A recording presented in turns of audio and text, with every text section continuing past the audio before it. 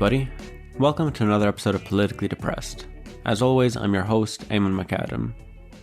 So as many of you may know, every Sunday I host something called the Palestine Watch Party, where basically a group of us get together over Zoom and watch a documentary or an interview or just some short film that I've selected, and we discuss it. I mention this here because the last session was absolutely incredible. We watched an interview with Edward Said from 2000, which I had completely forgotten how transformative that interview was for me when I first listened to it, and how much of what he says in that interview I still hold on. Anyway, the discussion afterwards was just great and nourishing and so much of what I need. And it's a lovely group of people that are forming around this. And yeah, if you like this podcast, you'll probably enjoy joining us. It's a very safe space, and it's a place to learn and unlearn together, but also to sort of be in community around the grief and the actions and the whatever going on at the moment. So yeah, just wanted to mention that. And last thing before I start this episode, I want to give a huge shout out to my mother. As many of you may know as well, today is Mother's Day across the Arab world. I only discovered a couple of years ago that it's not Mother's Day everywhere today. So yeah, want to give a huge shout out to the person who physically created me, but also psychologically, for better or for worse. No, I know you're listening. I love you, and I appreciate you. I mean, I talk about my mother a lot in this podcast. I think that speaks for itself, for how much she and her wisdom and her spirit live on with me. And yeah, so happy Mother's Day to my mom, but also to all the mothers out there, and especially to all the mothers who are grieving right now, all the mothers who are in pain, all the mothers who are in the line of fire at the moment in Gaza, in the West Bank, and in South Lebanon. And all the mothers, my God, in Sudan. There's really too many mothers that are suffering, and it's a mark of shame on all of us. Anyway, so what am I here to talk about today? Well, I'll preface this by saying I'm still in Belgium. I'm still on quote-unquote vacation.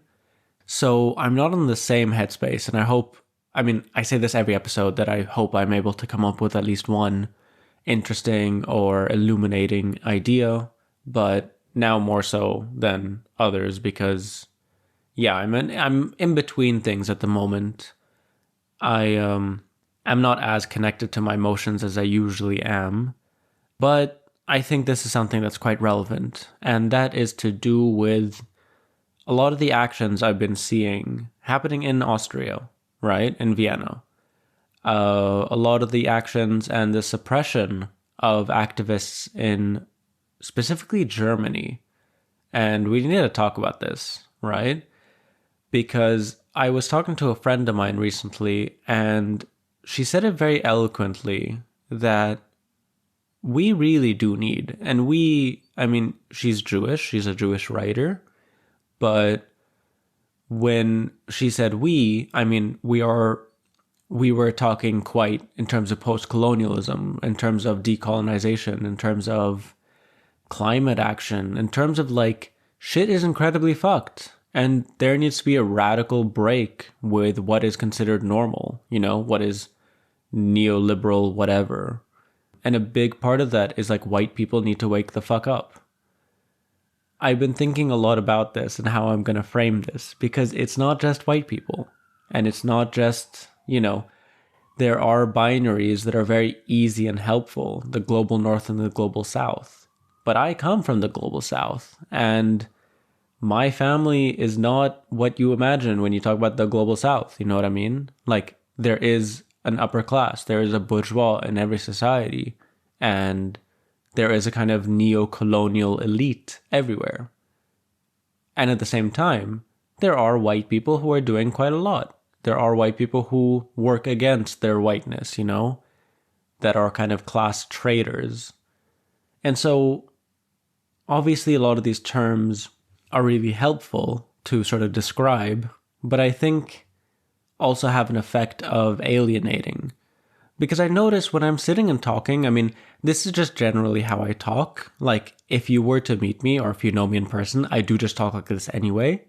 But I've been more and more thinking about, when I do this podcast, who am I talking to? Do I have an audience in mind? And if so, how am I addressing them? And honestly, I'm not sure. I don't like these metrics that I'm getting. I know the messages I'm getting and some of the conversations that I've been having. And so, yeah, I don't know. I don't want to be dismissive, I've spoken before that I am partnered with a white person. And so when I talk about white people, I don't want to sound like I'm just pushing them in a corner. Basically, there's a lot of inaction. There's a lot of silence. There's a lot of hesitation. And I think that at the exact same time, there's a lot of action. There's a lot of loud voices. There's a lot of very sort of headstrong actions being taken. We can talk about the efficacy or the strategies of these actions, but there is a disparity. Okay, I'm going to talk very concretely because I feel like I'm just like beating around the bush. But basically, the last few days, there have been a lot of really intense actions by solidarity groups in Vienna. And they're usually very small groups and about 10 people. And I think they sort of held a protest in front of the Hofburg Palace. I forget where it was, but basically it was the EU president. Honestly, the EU is super fucked up. I don't know who's what and what's the European Council and the European Union and the president, and now there's the foreign minister. I don't know what's going on, but regardless, some high up hussy from the EU, who's obviously either said nothing or has just reiterated Zionist slogans, was giving a speech, a town hall thing, and they disrupted it. And they, I think, the same day or the next day, sprayed paint on the person's convoy. And they were brutalized by the police, intimidated by the police. One person was arrested and then later hospitalized. I think they're fine, but it really demonstrates the fact that, I can't say nothing is happening. But it's just very clear that it's a very small group, right? Very vulnerable group. I know a lot of these people. These aren't wealthy, upper class, even citizens, So it's very jarring to see that. And then to see the silence and the complacency, to see people just going on about their day. And I think a lot about this, and it connects to what I was saying earlier, which is, do I want to be sitting and talking to those people that aren't doing anything? At this point, I don't think so. And I don't think those are the people that are listening. I think what I'm thinking about here and trying to connect is how that disparity can be seen at a macro level, right? So, as I said at the front, I had recently rewatched this Edward Said interview from 2000. Edward Said, who was born in 1935 and was expelled from Palestine at the age of 12, experienced the Nakba and really succinctly and beautifully and eloquently describes it, but also connects it to this wider structure of Western imperialism. I've recently, after watching that, been able to have a bit of space that I haven't had in the last few months to think a bit broader, to think in terms of structures, to think in terms of the long fucking history of the Nakba, of the Zionist settler colonial project, but also connecting it then to other anti-imperialist struggles, anti-colonial struggles. And there's very little space to do that now because things are so intense in Gaza. There is widespread famine that could stop tomorrow, that could stop right now. There are trucks waiting, but they are intentionally blocked by the Israelis. and by these like Israeli protesters. But again, if there was like any political will, they could just, they could just get those 8 trucks and cease fire. And I don't know, there's a lot of stuff that could just change overnight that like is very intentional. This isn't a natural disaster. But anyway, another thing that sort of made me broaden my view a little bit is I'm also now kind of reintegrating or re-observing what's happening in Sudan. I had been paying much closer attention before October 7, and since then, I mean, my heart has been just constantly shattered by everything I'm seeing, in Gaza, and then fearful for what's happening in Lebanon and what might happen in Lebanon. But yeah, I'm ashamed to say that I did keep my eye off the ball for a while, but I'm doing a new project now with a friend of mine, and this week we've done something for Sudan, and so I found myself like rereading and re-listening. I never fully stopped, but anyway, there's a lot of fucked up shit happening there as well, and a lot of it is funded, a lot of it is sponsored. Like, the Egyptians just got like billions of dollars from the EU. There was like this big press conference, and Ursula, whatever the fuck her name is, and then behind her is Maloney. It's fascism. It's mainstream European fascism.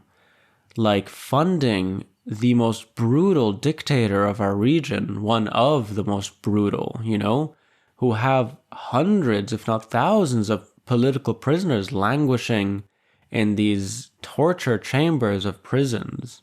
And this is the person that the EU is supporting, funding, propping up.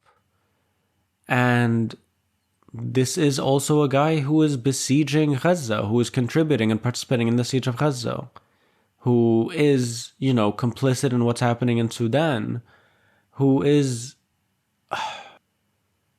I don't know. Honestly, I do worry that I'm talking in a loop. And I think that's kind of fine, because I do think these things need to be said over and over and over again, because they are really fucking important. And I think it is setting the stage. The stage is already set. I talked in the last episode about Frontex, but there are so many authoritarian regimes across our region that are like super funded by the EU and by the US. And the sole reason for this is incredibly short-sighted and incredibly cruel, is to prevent refugees, right? But these are the exact same regimes that are creating refugees, that are destroying the economies, destroying any ability for livelihood, And so people flee. And then also who are like supporting conflicts around the region. And so people flee. And yeah, I just think when I look at these protesters in Vienna, they're protesting for Palestine, but they are also protesting for democracy, They are also protesting for their voices to be heard. And they are being brutalized and suppressed and erased and ignored and then smeared by the press. And there was also another action by like students for Palestine in Univeen, and they were also cornered by the cops, ID'd. God knows what fines they're going to get or what scrutiny from the state, but on their own campus, And so what we're seeing with these police actions, what we're seeing with the complete lack of ability to transform people's voices into action, into political will, demonstrates the lack of democracy in the European center, And I think a lot of Europeans don't see that. I've been talking about this so much actually over the last few weeks over this podcast, but more and more and constantly I see examples of this.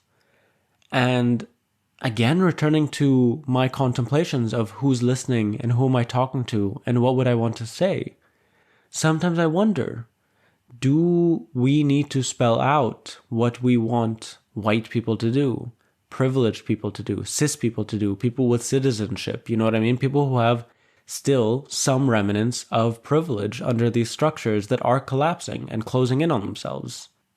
I wonder about this because a big part of it is the analysis that I'm seeing that are connecting all these struggles that are pinpointing their origins and, the fact that it's not a far away foreign struggle or a foreign conflict when it is the Europeans, when it is the Austrian government who votes against the ceasefire and votes to prevent aid for UNRWA, who is not responding in any sane measure, if it were really recognized as a genocide and the genocide that it is. And so that definitely is one thing to sort of provide an analysis of like, hey, look what's happening, look how we're seeing things. And not because we are who we are, but we are positioned in a way that we can see them more clearly. And so it's weird that it's black and brown people and people from the global south who are coming up with this analysis and then kind of talking to each other. But then it's also weird and difficult and just kind of frustrating to then feel that, there's also the burden of we are expected to say what you should do, especially when I'm very aware I don't know what you should do. Every individual person has their own possibilities, their own opportunities, their own challenges, Maybe a part of it is talking to your family and changing that, or mobilizing your friends. Maybe a part of it is like educating yourself or like integrating, like sort of really trying to put yourself not in the shoes, but, in certain spaces where you hear different things. So it doesn't sound alien when it's like this one guy telling it to you. I don't know, getting into groups, fucking signal groups, or like, I have no idea what the fuck I'm talking about, honestly. I just think that for a moment of such intense crisis and collapse, there is nowhere near the amount of sort of social urgency, just around us. There's not this feeling that we should be doing more than we're doing. That really upsets me. I feel incredible shame every single day. And I consider myself, relatively, I don't do nothing. I'm trying to do something. I'm trying to do other things. But regardless, I feel incredible shame in my inability to do more, in my inability to stop this, and my inability to contribute to something confidently, knowing that this will stop this. And again, the thing is that implied in this is the genocide happening in Gaza. But what we need to reckon with and fully understand is that this is not a one-off. That the genocide happening in Gaza, the EU and the US and the entire Western project backing it, it's a Western-funded, it's an imperialist war against a civilian population, against an indigenous group of... that this is the kind of legacy, the continuation of colonialism. This is the kind of white supremacy really emboldening itself. And what's happening as a result is, you have other regimes across the region, across the world, who are seeing this and they're like, oh, okay, well, that can happen. We're going to go do the same thing. And here I'm thinking of Azerbaijan. Here I'm thinking of Hemeti in Sudan, or fucking whoever, you know what I mean? And the European paranoia and fixation and obsession with its borders is ultimately going to collapse in on itself. And I think at the very first basis, before I pretend like I can say anything, or before anyone thinks that they know what they should be doing or can do, I think that analysis is really important. This isn't a situation of a foreign government doing horrible atrocities against another. This is the continuation of the Western project of imperialist control over, most of the world. And part of that is then preventing those same people who are fleeing those conflicts coming to their shores. And so the question of this podcast, of this episode, is who pays for your silence? Palestinians are paying for your silence. Not just you, your parents. Here I'm talking to Europeans, I guess. mostly, and Americans, but still, regardless. My point is like the 100-year history of all of this, if we stick specifically to Palestine, Palestinians are paying the price for European anti-Semitism, in the grand scheme of this whole, why is there Zionism to begin with? And Palestinians are continuing to pay the price of European anti-Semitism because European anti-Semitism is really turning its gaze, the structure of it, the logic of it, towards other migrant communities, towards those that are going against the directives or the desires of the state.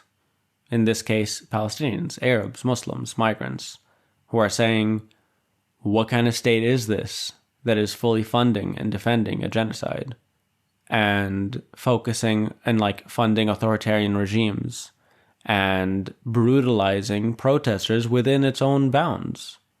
But that's huge. There is not a sense in Europe at the moment that European democracy is being threatened. And if it is, it's because of the far right. But then the far right come to power, and then they're just legitimized. Again, Meloni is mainstream. Meloni herself signed deals with Tunis, with I forget his name. Meloni then is behind Ursula when they go to Egypt. There is a big project here of really returning to form the white nationalist, capitalist imperialism. And I think white Europeans don't see this. I think people with privilege don't see this because it's not at their door. But as I've said always over and over again, once it's at their door, it is far too late to do anything about it. And far too many have died. And too much has been lost. And so I welcome reversals, right? Canada now is banning exports of weapons to Israel. Great. But it took them 160 days when on day 2, we were all saying, this is clearly a genocide. This is clearly setting up, We've seen the history. We know what they want to do with Gaza. God, I think too much in terms of Gaza these days because it's so utterly fucked up what's happening. But I think in order to understand what Europeans should be doing, Gaza is 100% a part of it. Palestine is definitely a part of it. But there is a broader move. There's a broader movement and return to form, as I said. And a part of it is reclaiming your democracy. The fact that even if everybody in Vienna were like, actually, wait, fuck this is a genocide, it must be stopped. Go out on the streets, there is not really a mechanism to then transform that public opinion into actual power. That is something that terrifies me when I think of how people call, these kind of more intense forms of protest direct actions. It's not direct action. I think there really needs to be so much more formulation and analysis of how to transform public opinion into actual power. What that power looks like, how it can transform the current situation. And this is true for Palestine, this is true for the funding of authoritarian regimes, this is also true for climate change. I mean, fuck.